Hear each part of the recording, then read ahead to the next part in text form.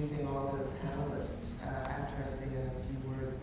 I should talk a little bit about my own creds, because the little known fact, my formal research was in, I'm a clinical neuropsychologist by training, and I did research in brain involvement in autoimmune disease looking through the neuropsychological lens.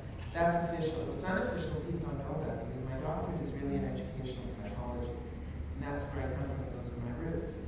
And so the overseeing the educational enterprise in the Faculty of Health Sciences, which I did for quite a few years, was really coming home.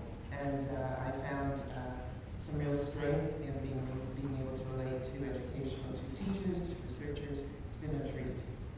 My own involvement has largely been around faculty professional development. And so I developed the educational dossier that was used first in psychiatry and then broadly in the faculty.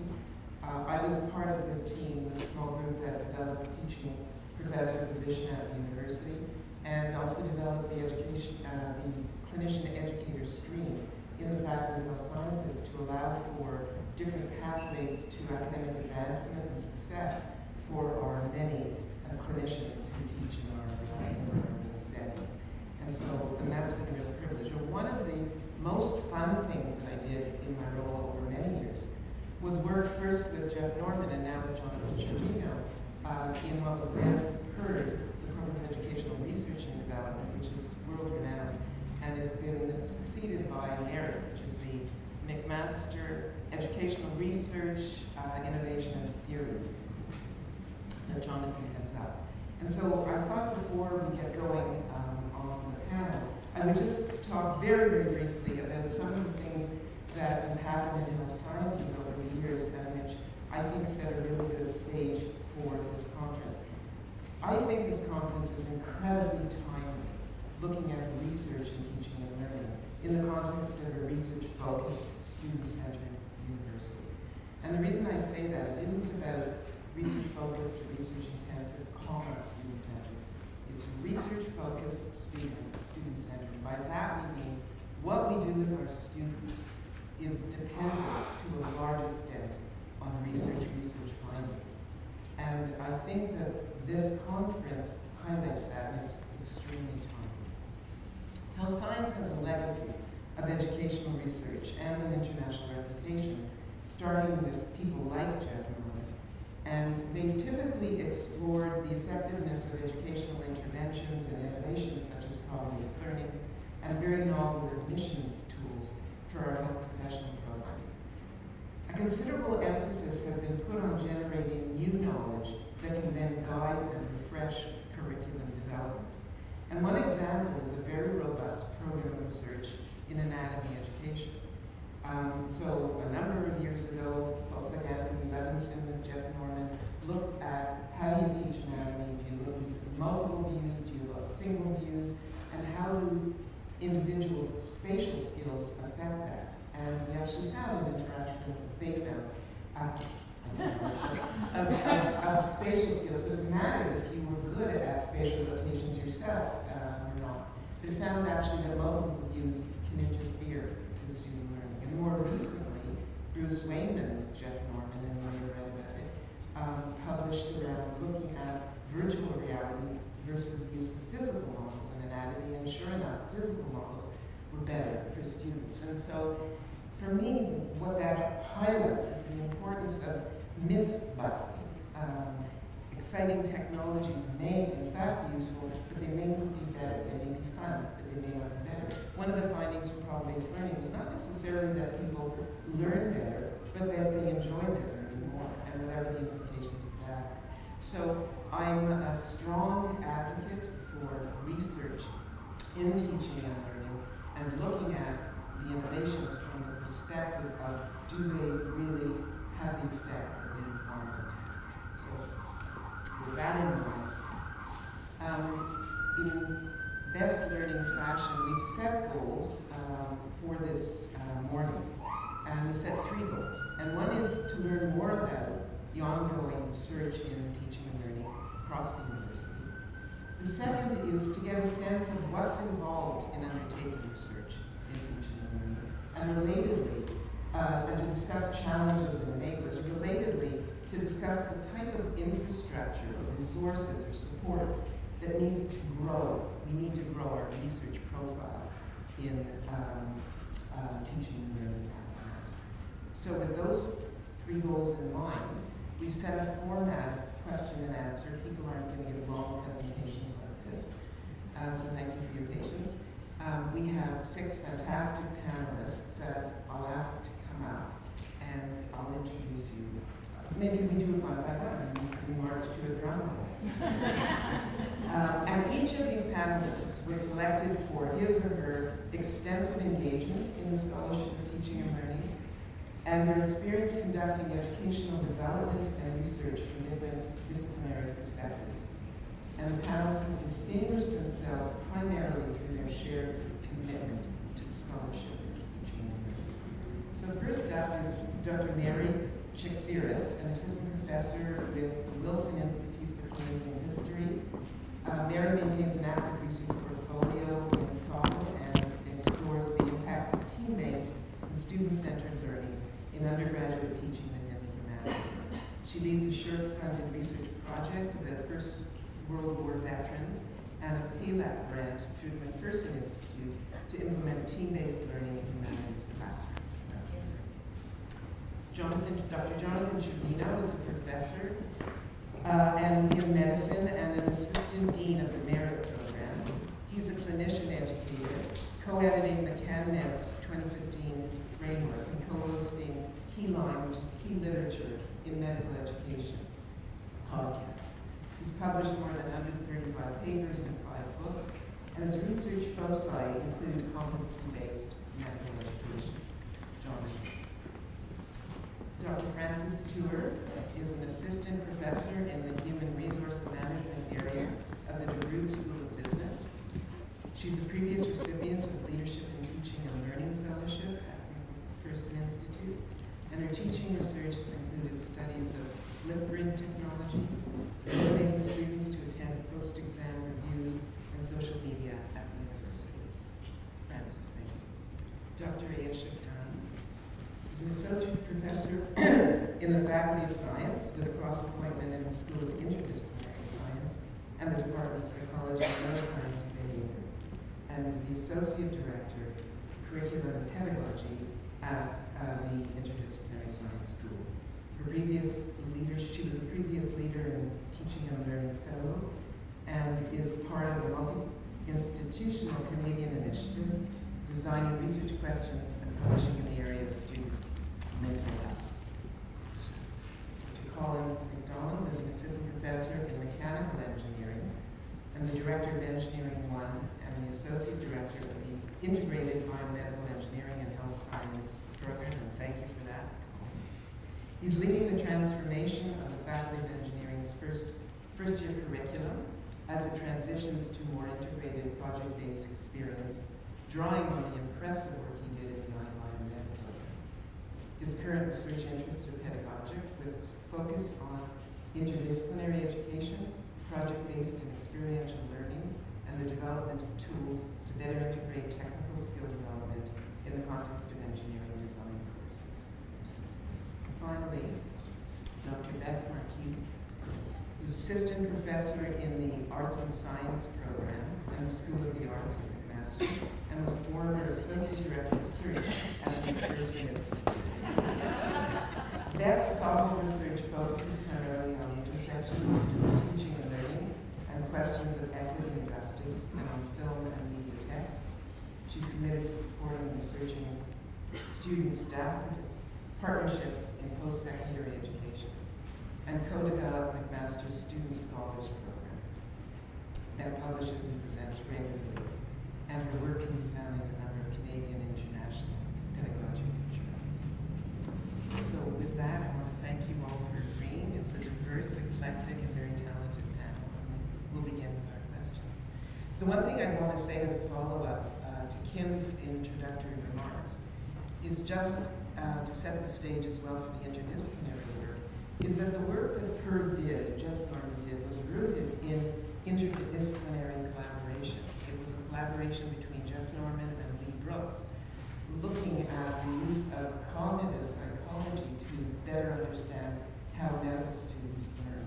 And so our history reflects that interdisciplinary collaboration at the university, and it's on that we'd like to build. So I'm going to ask the first question, and what we thought, I've spoken to a few of the panelists, we won't necessarily have go down with everybody answering every question necessarily. I'll ask a question, and I'd appreciate it if you just, indicate that you'd like to answer it. And when you feel that, enough has been said or you've said enough, we'll move on to another question. We want to leave a lot of time for audience interaction and engagement. Can I just be reminded of the end time of the, what's scheduled to end this session? 10:30? So we have an hour? Perfect. So the first question that really reflect the goals that we set for the session are, what are the current trends within your own faculties and programs for engaging in educational scholarship and particularly interdisciplinary work? Who'd like to start? I'll call on somebody. I'm holding a microphone, so I'll start. My first editorial comment is I think the greatest success of this conference is all of us managed to get on these chairs and make falling out of the room. So far. Yeah, we haven't gotten off them as yet. I'm not sure if our elegance will be maintained. So I wanted to say three little vignettes related to the work of the McMaster Education Research Innovation Theory Merit Program, and to maybe thank the leadership of the Faculty of Health Sciences that have really invested for a quite an extensive period of time in having an education research unit that helps support the design and delivery of teaching and learning within the faculty. It's not lip service. The work that we do in our unit goes about to change and transform the delivery of our professional education programs, in our graduate programs as well. Three quick vignettes around interdisciplinary scholarship. One is currently one of our scientists, Lawrence Grierson, is involved in a collaboration with all of the medical schools in Ontario and a number of regulatory government bodies to develop a database that maps all trainees through medicine into residency and specialty training and then into practice. You can imagine the challenges of a data sharing and confidentiality agreements. But this large data set then allows researchers to access it and ask questions about trajectory, future practice. You can imagine having access to this type of data would really help us predict and understand what are the implications for our health professions, human resource force as we move forward. A second example of kind of that collaborative nature, another one of our scientists, Sandra Montero, is currently engaged with colleagues at Harvard in BC to address issues around learning science. The idea of how can we best and most efficiently equip future nurses and rehabilitation professionals, physicians, nurse practitioners in our classrooms tackling issues of learning science. So is it blocked, is it mixed practice, is it interleaved, and how can we be most efficient? And so we have a really interesting collaboration happening there. And the last, one of our scientists, Teresa Chan, is looking at machine learning to develop dashboards that can look at natural language processing, all the narrative data that our trainees receive in the OR, on the ward, in the clinic, and can we have real-time dashboards that show trainees that are accelerating or trainees that may be starting to head towards concerning trends requiring small remediation. But as physicians and as nursing professionals, machine learning is just one of those scary terms, and so we've reached across to computer science and say, can you help us tackle a problem that spans different disciplines? Thanks very much, Sean. Ayesha? So I'd like to add a different... Can people hear well enough? Yeah, I'd like to add a different perspective on what's the current trend, which I think speaks to the fact that the process of how research occurs is starting to change. So from 2013 onwards, one change that I've seen is that teaching and learning centers are starting to bring diverse groups together and offer them opportunities to collaborate with one another.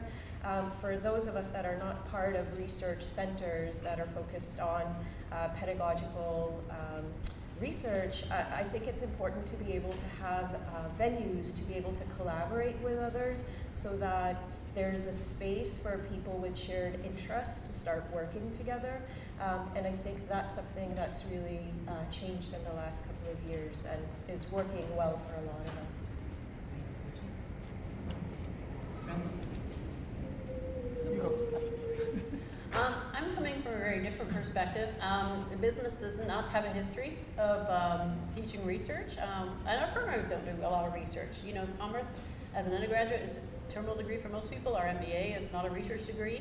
And so this is a new thing for us, but I've been very encouraged over the last year or so.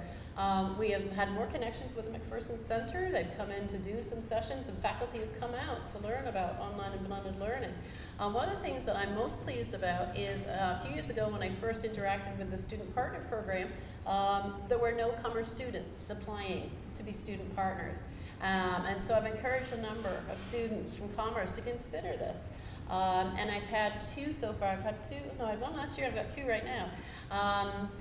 And undergraduate students in my third year class, when we talked about, you know, how would you like the curriculum to change because we're overhauling our entire BCom degree, undergraduate research came up as a theme for students. So there's a thirst there, I think, from both students and some faculty in the commerce program to understand more about teaching and learning, to be involved in a process of scholarly research about what we're doing. So I'm very encouraged. We're much on a different scale, but I'm very encouraged by what I've seen.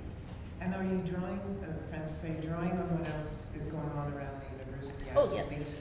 Yeah, so very much so. As I learn things, I try to disseminate them out. And I think one of the things I need to be is a bit more assertive in carving space, you know, to share things and thinking about different channels of dissemination where it's kind of low stake. If you want to know something about, Colin and I were talking about team assessment, you know, how can we do that? And how can we partner with other people around the university? Because I think we're all doing the same things, but business, we have this reputation for doing things in our own little bubble, and I think we're still kind of in that bubble. Right. Well, that's the hidden agenda for Yeah. this one. And I would say that engineering would fit that same. I think we do. One thing that I'm continually impressed by is that we actually there's a lot of very engaged faculty who are doing a lot of exciting research and education, but a lot of it you are conversations in the hallway that you find out about, right? And it's not, but I think what I've been impressed with, especially with McPherson, is that there's been much more of an involvement with, I mean, the number of leadership of teaching and learning fellows from the faculty has been quite significant, and I think that has started to create a culture within our faculty that, I mean, there is, engineers kind of get stuck on evidence, and based on their own research programs, is that sometimes bringing new things to the classroom can be challenging because, well, I'm comfortable doing my own thing, and when starting to create a culture where we're bringing that evidence out there and say that this is the outcome of those tools is pretty powerful. And I mean, some of our focus right now within the faculty is looking at, really revamping our entire curriculum. But the things that we're interested in is looking at cooperative learning, is looking at both student engagement, but also student outcomes, and to see how students are performing and what their experiences are like. So I'm going to switch on the spot because I'm fascinated by the IMM program and the work that you did as a precursor to what you're doing with the engineering curriculum. And what did you learn from developing curricula for students from diverse programs that way? So one of the things I'll say, and a diverse group of students who, at least in this particular program, are academically very highly qualified and at least kind of coming in. And one of the things that I've learned is that when you do, put the responsibility on the students, you give them the appropriate guidance early on, but then you kind of pull the tethers away. It actually is remarkable what you get out of it when you give them the space. And when I say space, I mean cognitive space, I mean physical space in terms of the right kind of resources. Put them in teams where they're encouraged to collaborate and engage with each other is remarkable. It's also very challenging. I mean, our lessons learned from the first time that we did it was that there were things that we tried that just didn't work in terms of, I mean, the first year program in iBiomed is very, I don't like to use the term interdisciplinary necessarily. In this case, I prefer the term integrated, because we're taking a number of different skill sets and topics and tools that go across different disciplines, but they also sit within one discipline as well. And some of these techniques and skills and tools don't fit within a certain box. As in, some of them the students learn very well through a problem-based model, others they do not. And so I've one of the things that I've been trying to do is leverage the non-technical skills development and the technical skills development, and trying to figure out where the students are engaging best, and identifying that when it's great for a team of 4 to 5 and 6 students to work together, but then when you really need just a pair of students working together, and identifying those good opportunities. And I guess the opportunities that will evolve with these programs in the engineering curriculum is also, one gets a sense in the classroom of something that is or isn't working, but ultimately you put these to the test to actually investigate more formally with more experience under your belt. Thank you very much. Appreciate that. Yeah, I want to follow up on the point you just made, Susan, about how there's so many exciting interdisciplinary initiatives happening in teaching and learning across campus, and certainly in my former role in McPherson was privileged to be able to see a lot of that kind of exciting interdisciplinary work happening. But I think SOTL, Scholarship in Teaching and Learning, as a field is often defined as inherently interdisciplinary. Many people, Pat Hutchings and Mary Huber, when they were talking about SOTL in its early days, kind of framed it as a big tent where people from all sorts of disciplines could come together and kind of in a trading zone exchange ideas in a kind of active and interdisciplinary way. There's been all sorts of movement in recent years in the Scholarship of Teaching and Learning community to think about building that sort of call for interdisciplinarity initiatives like the collaborative writing groups, which Dr. Chick, our keynote yesterday, mentioned, that bring together scholars from across disciplines to work on individual projects, I think are evidence of this kind of moved interdisciplinarity. And there's lots of evidence in favor of that work. I think the fact that all of us are coming here today from different disciplines suggests that that does play out in some ways. But I kind of want to trouble the extent to which SOTL itself, in terms of the research and the research methods that we sometimes bring to these questions, are whether it's as interdisciplinary as we might like to say it is. Because one of the things I experienced as a humanist coming to this field was a really strong sense of pressure that there's particular ways of doing teaching and learning research, which were not the ways that I was trained to do research, and thus I had to learn new kinds of tools and disciplines. And there's been some pushback against this in recent years, and calls for SOTL to be much more methodologically pluralistic. But I wonder to some extent if we still kind of find ourselves in a space where we're interdisciplinary insofar as we come from different disciplines, but we're kind of all expected to do one sort of set of similarly homogenizing things once we come to the big tent. So I went off topic from your question a little bit, Susan, but I think that is something I've really been thinking about in the context of the questions that you posed for us. It's terribly valid. It actually is a question that applies to any kind of research, the challenges of multidisciplinary, interdisciplinary, transdisciplinary work, and then you're actually changing these others' ways of thinking and the kinds of questions you ask and the methods you use. And that, I would say from my own experience that working in multidisciplinary teams for research has always been the biggest challenge, understanding other people's, evaluating and respecting other people's methodologies, validating. Mary, if I can just jump in here to kind of build on some of that. I think within the humanities, there's a real interest in teaching and research, and there's a lot of teaching and a lot of research that goes on in humanities disciplines, and some really wonderful original thought that comes out. But I don't know how much those, the beauty of those conversations comes out in the SOTL literature. So I think kind of just building on that, there's something missing there. And so in the Faculty of Humanities more generally, I think if we're thinking about teaching and research, there's a lot of focus, maybe more than some outside of the discipline might expect on student-centered learning, on experiential learning, on active learning, and what that looks like in the different disciplinary contexts, but also interdisciplinary contexts that connect the humanities with every single discipline course on campus. And so speaking mostly now from my perspective, sort of nestled within the Department of History, there are a number of interesting things that we're doing to kind of engage with these broader themes. Not necessarily always intersecting with SOTL in that sort of traditional understanding, but certainly intersecting with them in some capacities, but also showing a real interest in student learning and student learning for all students, not just students who are enrolled in humanities courses. So one of the ways we do this in the Department of History is we work very closely with a number of community partners in Hamilton to offer practicum placements for students as capstone experiences in their 4th year. And this is a really wonderful experience for us in the department to continue and build these relationships. I think this program has been going on for about 10 years, right? So I'm kind of coming in at an already well-established relationship between community partners and the Department of History. And that's really wonderful because students get to go out into the community and work on projects that matter to the partners that they're working with, I should say. So it's kind of a nice community-engaged learning practice there.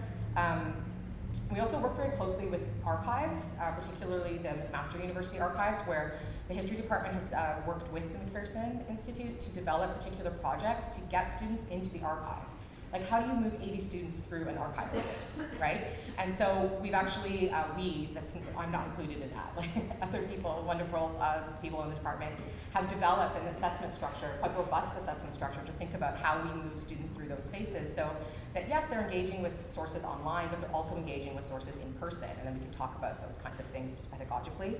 There's an increasing focus on digital projects, which intersect us with a variety of different people on campus, developing exhibits, interacting with digital sources, building websites, helping students understand how to curate the information that goes online and their responsibilities as editors, right? How does what appears online get online? Kind of demystifying that process, which is very interdisciplinary at its core. And so there's really wonderful, rich kind of opportunities for, I think, more interdisciplinarity within the humanities. And one of the ways we're doing that too is looking at cross-listing courses and kind of embedding that interdisciplinarity into the very ways that the courses are structured and offered. So there's a structural element to this interdisciplinarity too. Thanks, Bob. You've been segueing into the question of challenges and enablers of research and teaching learning generally, and interdisciplinary research in particular. Before we move more formally to that, though, if there's any burning questions or comments that people, if you're connecting to things that the panelists are saying, is there something that an audience member would like to say now? Okay, very good. I'm sorry. I just wanted to thank the panelists that commented on expanding the ways in which we might do research in the field.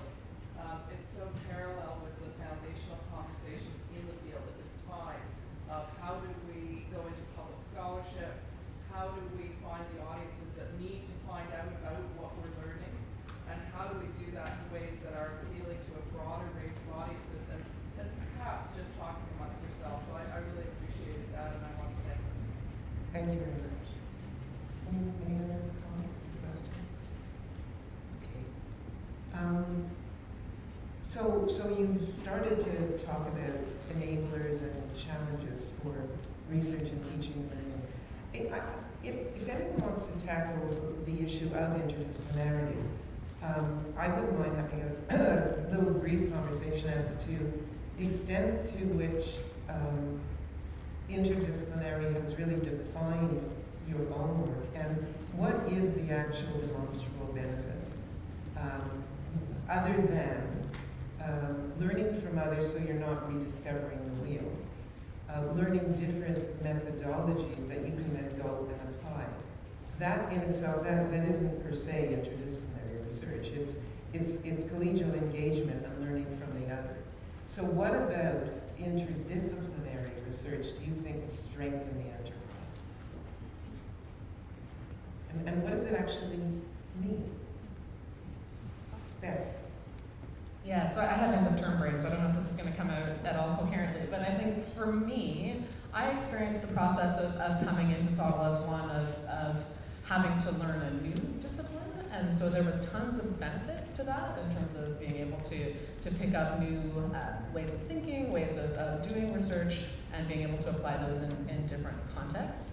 So I found that hugely beneficial in terms of the interdisciplinary benefits both to me as a scholar and to the research that we were doing.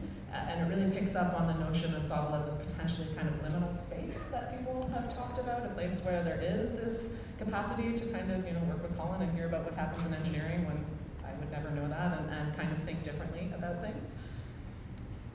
But the challenge, I think, that comes connected to that for me still is the extent to which those different disciplines meet or don't meet on an equal playing ground. And so I'm reminded of some work by Catherine Manathunga about educational development work over 10 years ago, which she actually kind of connected to processes of colonialism and a sense of kind of preferred knowledges, maybe knowledges and epistemologies that sometimes connect with the kind of impact metrics that our keynote yesterday was getting us to think about as not the only way of doing research as well, that are sometimes kind of positioned as things that we need to move into. So for me, it's a struggle of trying to meaningfully acknowledge and account for the benefits of learning across disciplines and learning from different perspectives and epistemologies, the possibilities of new kinds of identity formation that can happen in those liminal spaces, while also still maybe pushing a little bit against what might be a kind of homogenizing or universalizing kind of understanding of what research looks like in interdisciplinary spaces. And I think we need to think about power when we think about interdisciplinarity. It's not the case that all disciplines are meeting on equal grounds in many of these conversations. And so to maximize the benefits of interdisciplinarity, I think we need to be more conscious of how the ways in which power plays out in those spaces.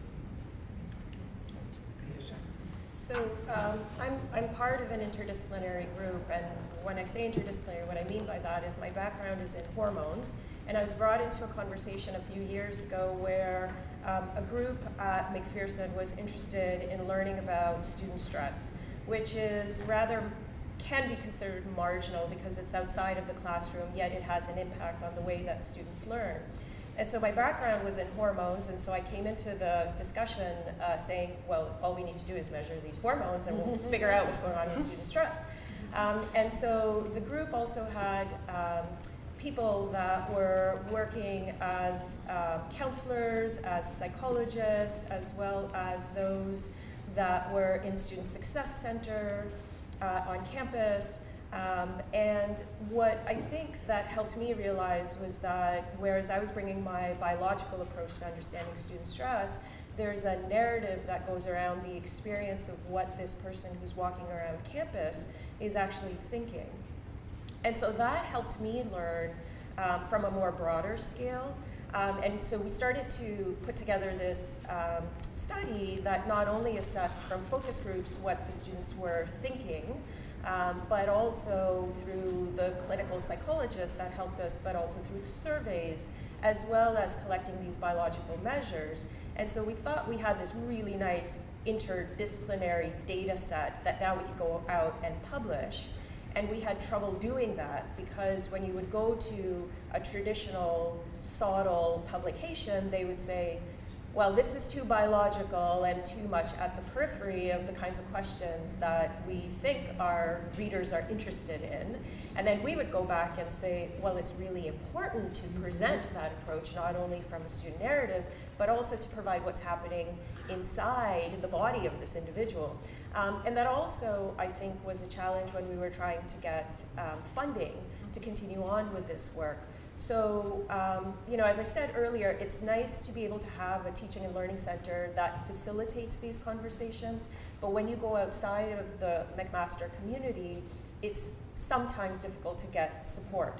We, of course, were really persistent and ended up publishing this work, but a challenge that we continue to have is how do you get money from an organization that says, yes, we're interested in the scholarship of teaching and learning, but you're kind of not that. And then we go back and say, yes, we are. No, we're not. So that's an ongoing challenge that we're very happy to continue on pushing the envelope for. But that's something that I think is important to consider. Were you able to demonstrate the value added of that interdisciplinary approach, bringing biological measures into some, Yes. able to demonstrate. Absolutely, Do you that's the know way to- that we begin Yeah. any grant that we're submitting, is that here's the value in which you can look at things from multiple lenses. And I think it really depends on whether the reviewer Gets it. Gets it. Or it's shock and awe. Yeah, Right, yeah. it's shock and awe. John? I think in health sciences, our ecosystem makes the interdisciplinary nature of our scholarship fundamental. Health professions education is not a discipline, it's a field. And what I mean by that, we don't have an assumed epistemology, one set of theories, one set of methodologies. What does that actually practically look like? When we look at our scientists in our education research unit, they are a sociologist and a psychometrician and a kinesiologist, a cognitive psychologist, all that come from different disciplines and with different complementary approaches to questions. So the enabler for us in health sciences currently is looking at our scientists as multipliers of the scholarship that we can conduct within the faculty. Many of our faculty members are innovative, they're enthusiastic, and they want to produce scholarship around that innovation, around how do we best assess or teach or select our professional trainees. But they're intimidated by that process. Although they have disciplinary knowledge in their professional training, the scholarship piece becomes a challenge. And so the model that we've really adopted is one of a community of practice with our scientists. Certainly they have their own programs of research, but they serve as collaborators at the beginning, and the question then determines the discipline or the method or the theory that will inform the scholarship that comes out. And so they partner with our scientists who don't necessarily need to be specifically the principal investigator or the project manager, which is laborious and time-consuming, but that enthusiastic faculty member partners and collaborates with our scientists so that they have methodological rigor, assistance with analysis, assistance with the whole process of review and then publication. But they do it in a way so that the right question is complemented by the right theory. And I think that interdisciplinary is a function of just the nature of health sciences. Practice. I think it has to do a lot with intentionality and awareness of the limitations of your own lens. And I think once you're staying at kind of the tactical level of, oh, I'm trying this technology and how did it work, right? And if somebody else is trying it, and let's get together and see how it goes. You never really get yourself into that space. So I made a presentation yesterday on democratic critical pedagogy in the business school. Turns out we're not as democratic as we are teaching our students to be when they have employees, which is a bit weird. But in starting to read that, and I kind of accidentally fell into this project a couple of months ago, started coming across Frere's work, Pedagogy of the Oppressed, right? Pedagogy of Liberation. And all of a sudden there was a big aha moment, like, I have no idea what this stuff is and what these people are talking about. And then I thought, I should reach out, and I haven't done yet because I just started this thing. I should reach out to some people who have a different lens, right? Who actually understand what these people are talking about and can bring this in. And it'll make a lot of sense. So I think thinking about it right from the beginning, and I think you were saying, Jonathan, right, almost prior to question formation, is have some idea of a phenomena maybe, and then say deliberately and intentionally, who would have a different perspective than me, right, on this thing, and who can I reach out to? And I think what you just said resonated with my favorite word. Where are we? This fear of reaching out. Well, what if somebody turns me down? And I'm still relatively new to subtle research, and so I hear people up here going, well, surely you've read the work by so-and-so, and I'm like, no, I haven't. So yeah, I think there's some fear of rejection around that. If I go ask somebody, they'll say no, or they'll ask for my credentials, or any number of things, right, that are swirling around in my head about these kinds of things. But I think it does start with kind of trying to shift a little bit up from the tactical to the philosophical, and then to be intentional about reaching out. And I think we do need mechanisms, and I think, Beth, you're kind of on this, where we can have like we do a symposium, right? Who wants to be in a symposium about something? Can we have a mechanism where we can say, okay, I'm thinking about doing something around this. Who else in the university would be interested in at least getting together and talking about something like that? So I think in the absence of mechanisms, it's just not going to happen. So you raised the very critical issue of the receptivity of the environment and the support that the environment gives to folks that aren't just necessarily within their own silos. And it's an empirical issue. You test it out. So I wouldn't mind people commenting, because again, it's an enabler or a challenge.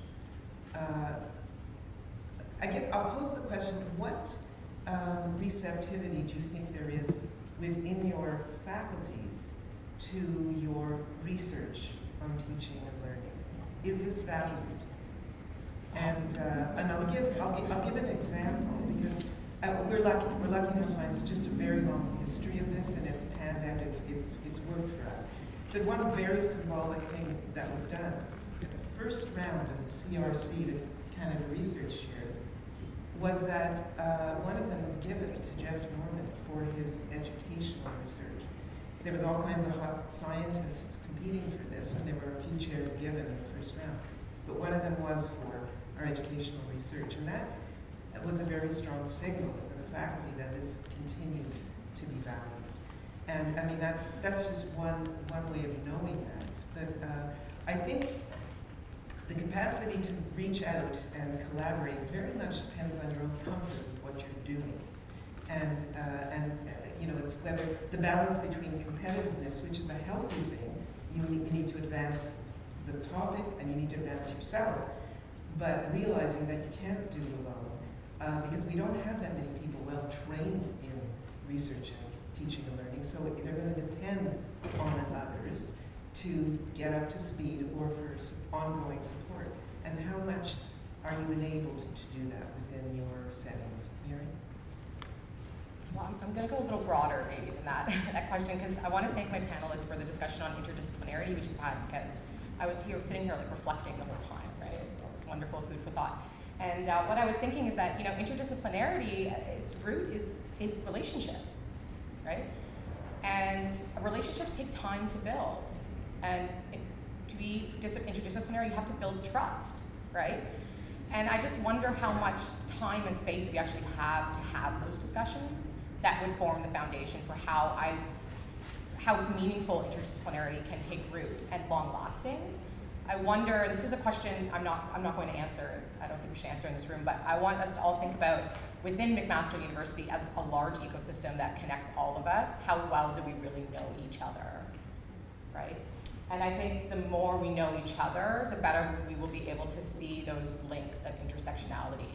So for example, in my discipline, a key foundation of our disciplinary knowledge is how to evaluate the reliability of evidence. That is a key interdisciplinary context. We think history is about people, dates, places, right? And it's about evaluating evidence always, right? Can you imagine the ways in which that idea connects to a bunch of different parts of that ecosystem at McMaster, right? But I wonder how much time we are devoting to that kind of work. And I guess this kind of, in some ways, so the reception, to answer your question, is huge, right? Like, was there a willingness to do this work? I think absolutely, right? Are there incentives to do this work? Absolutely.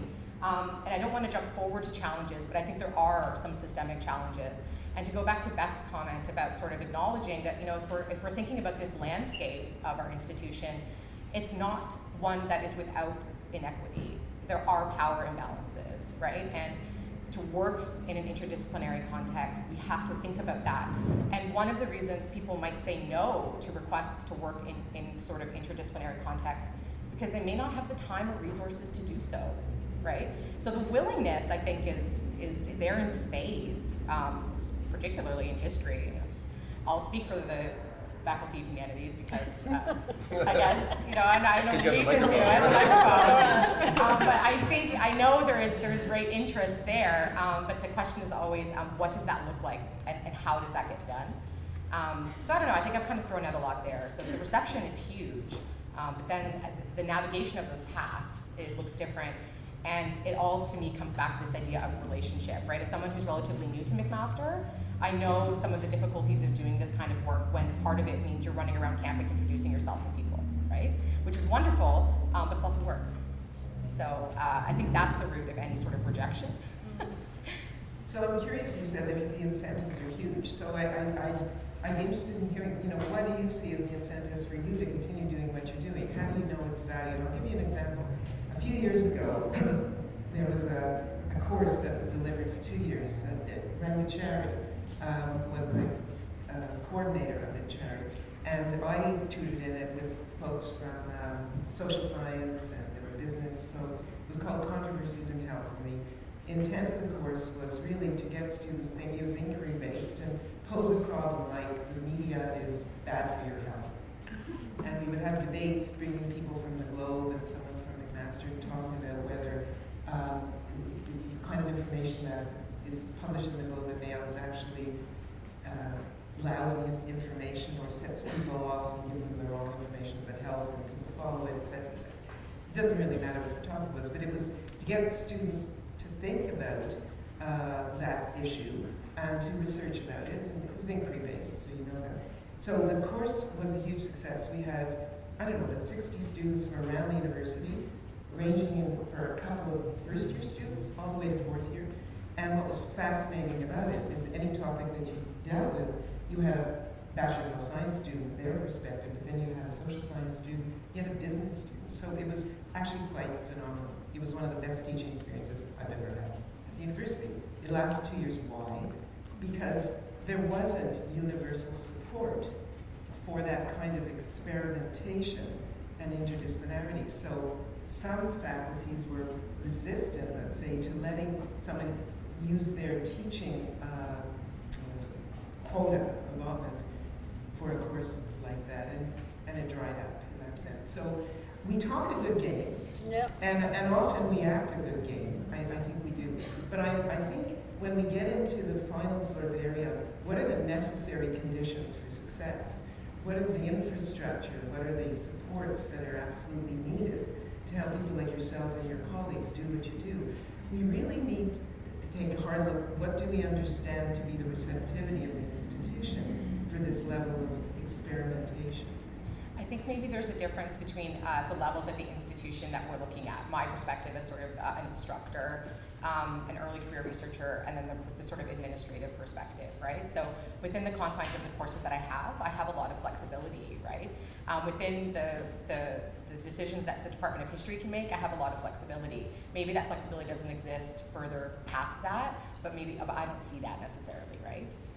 So maybe other folks on the panel could kind of bring discussion to that.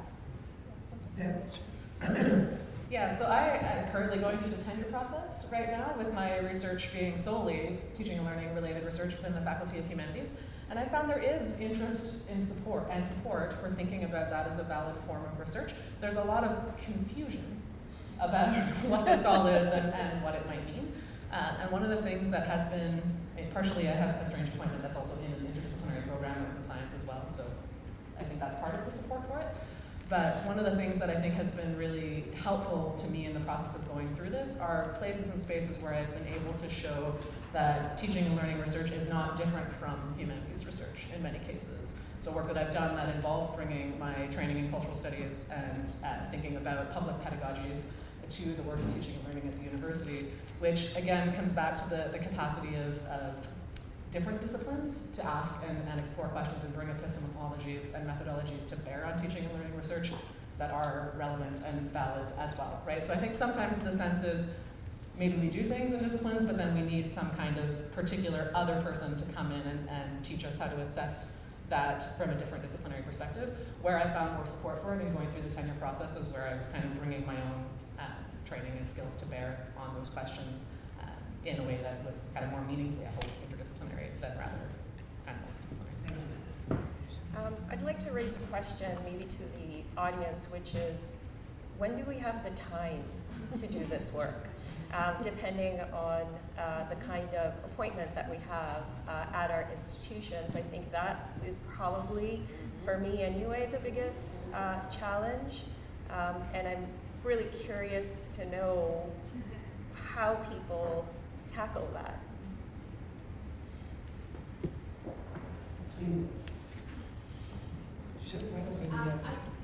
Oh no, I'm good, thanks. I think it unfortunately depends on the silos of your department.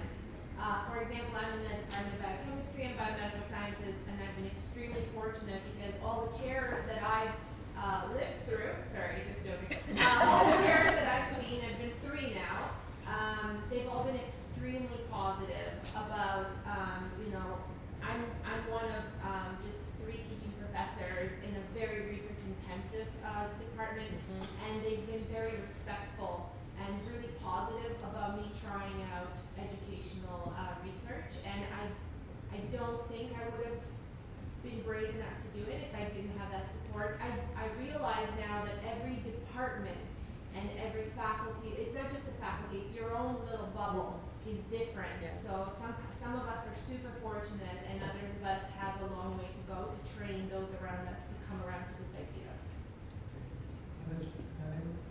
Do you want No, I'm not too. you that? So we tried something that's in its infancy in our research center, which is interdisciplinary, and it's just called Coffee Time. And the idea is to build that trust and get people to come and talk to each other so that they're at least friendly enough to maybe talk about what their research is. So I think we're just at the trust building level, and I think the hope is to actually get into the talking about sharing our research level in the next couple of years. Oh, so Kim wants to say something. So I don't know if I'm loud enough, but I will try. Thank you. To go back to Ayesha's question, I think it's great that we have chairs that are doing that, but next year we might not. And I think it's unfortunate that in the teaching faculty that we're not explicitly valuing the time that's invested in that research and teaching and learning, and in teaching that is community engaged or experiential, which I think all will be honest about takes twice as much time as typical teaching. And so the question to Susan, if you imagine the teaching professor roles, how could the forward should we imagine what those roles look like? And think about the value and explicitly value the research that our folks are doing, and embedding it explicitly, right, in the contracts that we're designing. Yeah, sorry, not to monopolize here, but this is a hot button topic for me. Is I've been CLA for the last 6 years. It ran out. Fortunately, a teaching professor job came up. It had to be an open competition. I applied. Fortunately, I got it. And partly the reason I got it was because I had done some zonal research. But in the job posting, there was no mention of research. And I thought that was very odd. As an HR person, that's very odd. If something's important, should be in the job description, should be measured right, should be rewarded. So that was odd. The time thing, Ayesha, I think is the thing. So 2 acknowledgements I have there is, one is I don't have the time. I've been teaching 10 courses a year. Now I'm down to 8. This is fantastic. But it's scheduling, right? If you're scheduled 5 days a week, you've no time. This coming winter, I've got 3 non-teaching days. Am I going to end up with 3 non-teaching days? Of course not. There'll be meetings and there's all this other stuff, right? So the timing. And then the third thing is, if you don't have time, you need help. And to get help, you have to have money. And so one way I got a manager on the time thing was grants from McPherson that have helped me hire assistants. And then I want to tell you about the most amazing thing ever. So when Len Waverman, our dean, offered me the position, and I was super relieved, sweating it to the last minute, he offered me, and it was at my current salary, which is very nice, thank you very much. And I thought about it, and I said, well, can I trade off some salary for research money? And he actually came back and said, for the next 3 years, Francis, you can have this amount of research money on top. And unbelievably, I almost broke down in tears because that was a hugely symbolic thing about the importance of the type of research, right? And in business, money is the language, right? If you don't put money towards something, it's not important. So that was a big deal for me. So time, right? Assistance, and how do you get assistance? You need money and scheduling, and so, can you ask for to be scheduled on just certain days? Can you, get assertive and ask for those things? As I hear these stories in other faculties, I realize how fortunate we are in health sciences. And I think this is maybe a model for consideration outside of health sciences.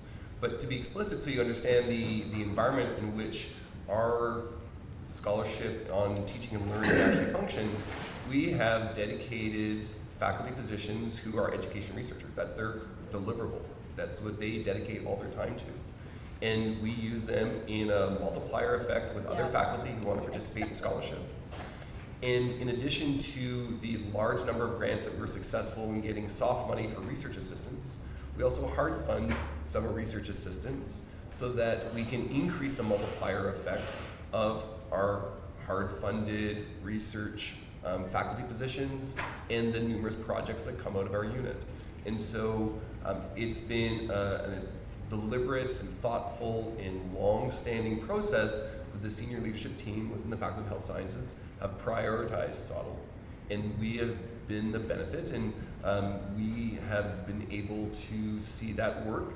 There's always been challenges around, it's not business that's the word, money is the language. It's in all faculties. There's always challenges of doing that, but the sustained support really speaks to the prioritization that the Faculty of Health Sciences has made towards us. And one of the things that I would like to stress in the last couple of years is we're having very robust conversations with Nancy Fenton, Lori Goff, about how we can actually move the dial at the university at large, leveraging some of the experiences and strengths and resources that exist within health sciences. I would not want you going away with the wrong impression. This is not a highly resourced unit. I'm not being facetious. This is a constantly scrounging for resources unit.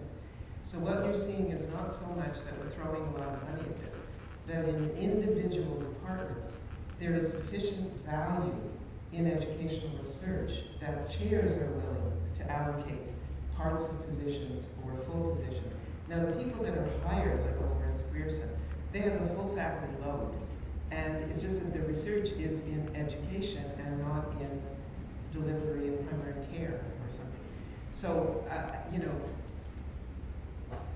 there is a constant scrounging for funds no matter where you're going to look. But it is about decision making. It is about a decision that Len made to give you some money. It's not symbolic. It's actually, he's realizing that he's feeding the fire that's in you, but it's also an appreciation of where he knows pedagogy needs to be supported, how it needs to be supported in business. Oh yeah, that was very tangible. Whoa, okay. I so appreciate the comments Kim and Susan and others have made about the need for the support for the senior level. But I want to trouble a little bit the notion that we need a lot of financial resources, and only because I want to give part to those who may not have access to that. So as somebody who is in a teaching stream role in another institution, my workload breakdown is roughly 80% teaching, 160% research, about 300% service. And it's good, because SOTL has saved me thousands of hours in my teaching. My SOTL work has allowed me to focus on what helps me. Oh, thank you so much. My SOTL work has allowed me to focus on being strategic in my teaching, what can help me be efficient while improving student learning. Without it, I'd be still doing things that take too much time and don't work very well. And I'd like to add to that my networking has saved me thousands of hours. And I know I shouldn't admit to having sidebar conversations during a wonderful panel, but I received a resource on this side and an affirmation about an idea on the other, and I'm good to go now. So I would encourage the panel to do something that I've tried to incite before. You are wonderful thinkers, you are committed to this, and before you leave today, why don't you amongst yourself pick a friend and plan a coffee date and talk some more? But bingo, you've made the critical point, and that is that I think there's a little bit of a skitsy notion at the university that you have teachers and then you have educational research. And the notion, the obvious notion, because it's the same thing in the clinical realm, what basic science research is going to inform clinical practice, it's the same question. What SOTL research is going to inform your teaching? isn't fully appreciated, because I think the translation takes often too long for people to see the immediate effect. Now, if you yourself are doing the research and testing things out on an ongoing basis and asking the questions, like some of our other colleagues, it really hastens it. But when they stay in silos and the work of, let's say, McPherson's work, and then there's the business of teaching engineering and teaching humanities, and the two twain never meets in senior administrators' minds, that's where we have a problem. Someone want to comment? So if I can just kind of add to that, I mean, I think speaking from in terms of the workload, in terms of the support, like the support from our faculty has been incredible. I do need to say that. From the financial support, is that there's been a very strong encouragement to have to do interdisciplinary within the faculty, so but across different departments, and then awarding money for educational-based research interests, which is the same kind of approach that's taken from the technical research side. But I think coming from, for many of us, when we're coming into SOL, is that there is to Beth's earlier point, there's a bit of retraining, and it's not like a traditional tenure track position where you come in and you hit the ground running. There is a lot more learning to do, and so I think that's one of the great things about an institute like McPherson, to provide those supports.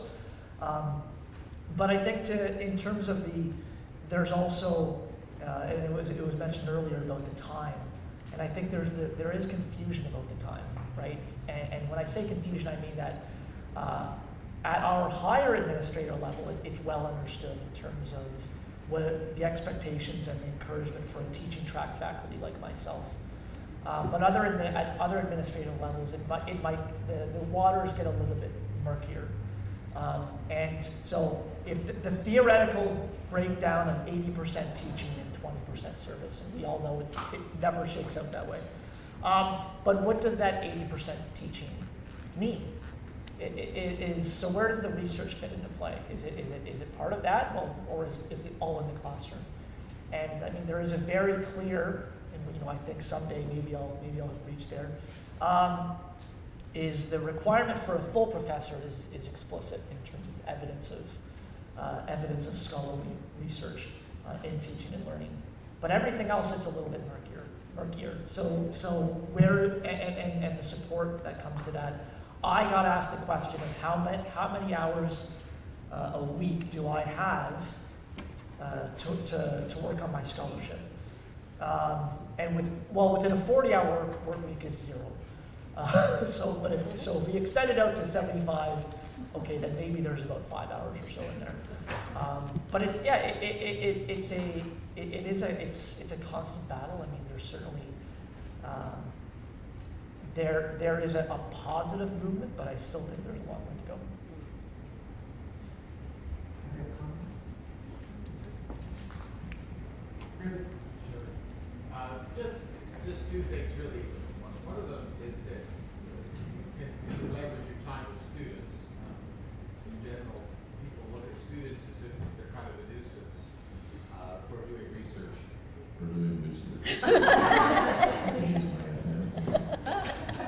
So that's a big deal, and I think that working with students, two things obviously. One of them is they can do a lot of work, and it's way more exciting for them.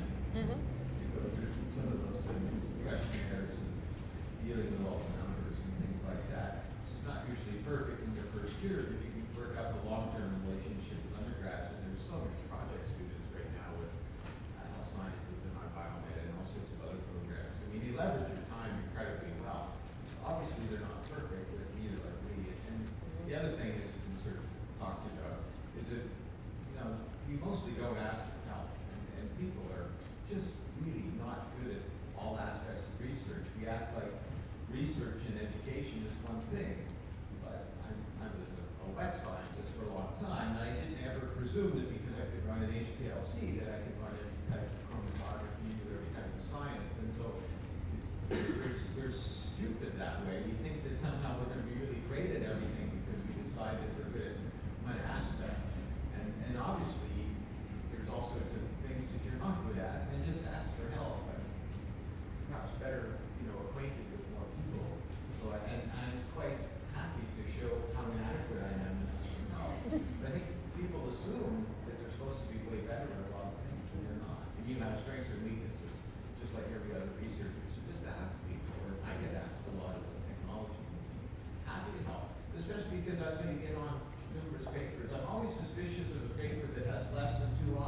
we offer, because really didn't ask for help. That's a very interesting thought. That is a really good thought.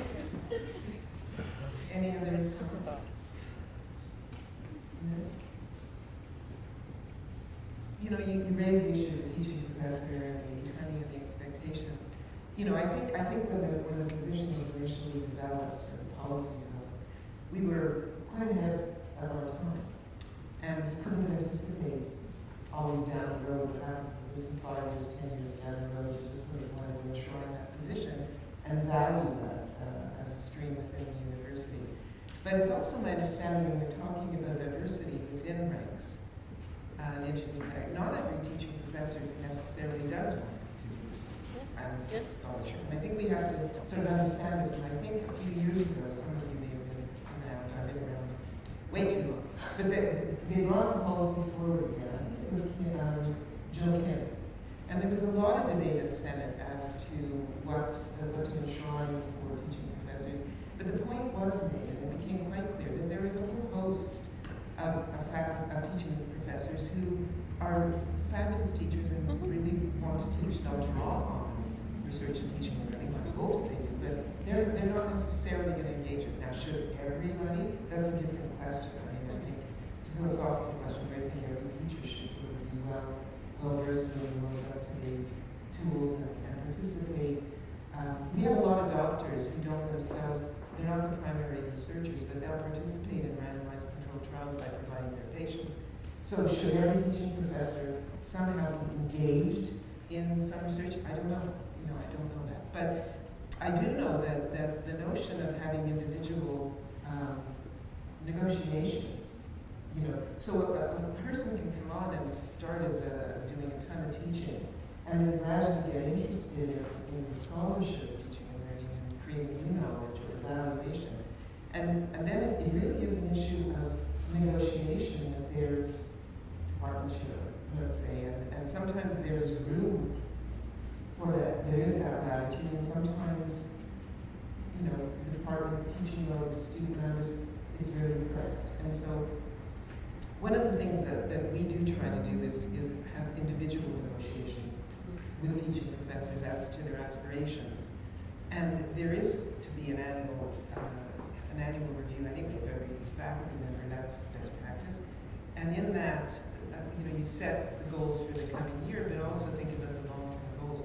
I don't know what the latitude is in other faculties and other departments. I just do know that that kind of negotiation does occur within health science.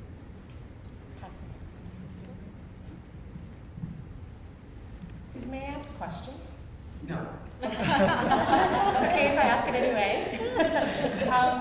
I was just wondering what interdisciplinary looks like for sessional instructors, or for folks who are on limited term appointments that can span from 1 to 6 years. Like, what does it mean to think about teaching and research when you don't necessarily know if you're teaching or what you're teaching as soon as the next term, right? So I don't know, it's just a question I have, because it doesn't seem to be part of our discussions yet. There's all buttons on the back there. Please, go ahead. And then I'll also ask him to comment. Hi, good morning, everyone. It's actually Lecturer here. I have been teaching at DeGroote and Senate College for 2 years, and then I'm with DeGroote and Humboldt College. So I have been involved in, I would say, quite a lot of scholar research since I started teaching in Canada. When I started, it's purely because I'm interested in joining the research project that we have been working on. So I'm collaborating with Professor from DeGroote, Jim Scott, some of you might know him here, and I'm his PhD student. So we worked on 2 projects about, one is about calculus intervention, the other is about designing active learning in the class. So I teach calculus once, and of course I don't really know whether I'm going to be teaching it again or not. But I do think doing this research gives me the perspective that I didn't realize in the past when I was teaching calculus. And active learning is kind of very new on UT campus. So who knows, maybe one day we'll be doing what we did on our campus at UT. So right now this project is happening in China,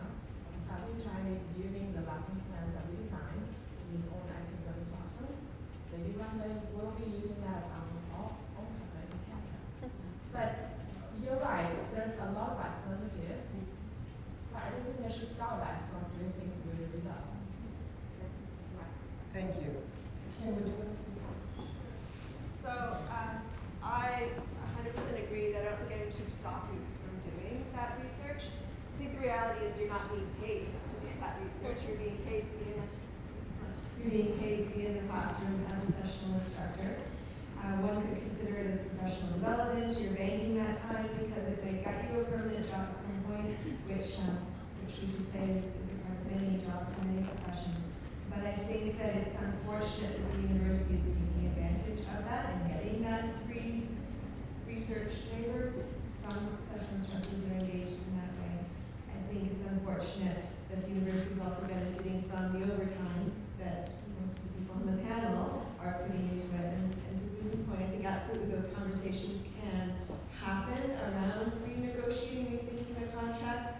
I think the other thing that people we've excluded might not have imagined when the teaching professor position was created was how spectacular these people would be and how excited they would be about doing that research. We did because I had in mind the right person, and Michelle McDonald was the very first teaching professor, and that was precisely the point. Perfect. Yes, and so I think that is it's wonderful to see so many folks that do want to become engaged in that teaching and learning research. Completely agree that there are folks that don't, but then that means that we should have different types of teaching professor roles. And one that might be, I really love teaching, it's all I want to do for my 40 to 75 hours in a week, which is spectacular. And we need people that have that passion in the classroom. But I think we also have to, when we have those conversations around should my contract be different, should there be embedded in that research and teaching and learning, that when whoever that conversation was with, well, he said that as resources and say, well, sorry, we need you in these 6 courses or 8 courses or 10 courses. Essentially, that's either saying, and we don't value the research because we're not going to pay for it, or it's saying, we have a pretty good deal. You're going to do it whether I say yes or no. Yeah. Yep. So yay for me and no to you. And I don't mean that to sound as harsh, maybe I do mean it to sound as harsh as it is, but I think we have to go back to those conversations that Susan's invited and think about them in terms of valuing how important the research and teaching and learning is to what we are doing incredibly well at McMaster, but at other universities as well, in terms of the expanding and reimagining teaching.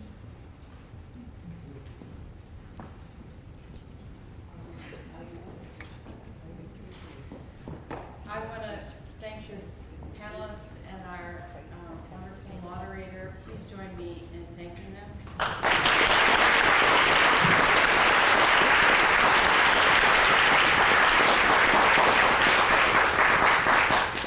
While I was waiting to come up and speak, I have to be honest, I was reflecting back upon the first Research on Teaching and Learning conference at CLL in 2009. That was the past 10 years. We were talking about history earlier, Susan, so that was the past 10 years. Joy Mighty and Julia Christensen Hughes launched their seminal work called Taking Stock, Research on Teaching and Learning in Higher Education. And I know there was a handful of people in this room that we remember and were here. It was a provocative blend of theory and practice that challenged us as academic individuals and academic communities to critically examine the socialization to convenient past practices and challenged us to embrace evidence-based changes in how we create deep and self-sustaining learning experiences. Passing forward today, 10 years later, the panelists this morning have done an amazing job of informing and absolutely provoking the ways in which we might think about teaching and learning in and across the disciplines and in our institutions to the same extent and to the same end. Like all disciplines, the literature and education is replete with concepts, terminology, and acronyms that, while they're useful to those of us who are working in the field, create barriers for other people who don't. So today, the conversation that Susan has facilitated so expertly certainly help to lower some of those barriers, to help us understand what are the ways in which we can hold diversity across long enough to understand the richness and the complex context and landscape in which teaching and learning takes place. So my thanks to you all, and thank you very much for an exciting conversation this morning. And may I just